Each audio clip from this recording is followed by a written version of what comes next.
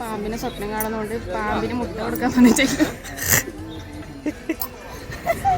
അല്ലേ ഐഷ ഇടക്കിടക്ക് എന്തായാലും കാണലുണ്ട് പറയുന്നത്. ഐഷ അങ്ങനെ പറയുന്നത് ഞാൻ ഇപ്പൊ പാമ്പിനെ കാണലുണ്ട്.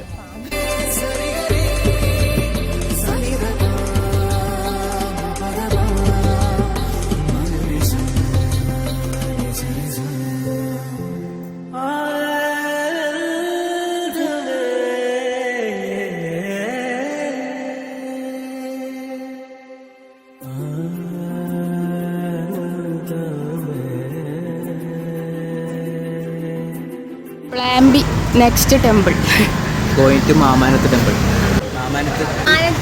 അപ്പൊ അവിടെ പോയിട്ടൊരു ആഗ്രഹം പറഞ്ഞാല് അത് നടക്കുന്ന എല്ലാരും പറയുന്നു. ഐഷ ഇപ്പൊ കൊറേ കണ്ടുപിടിച്ചു.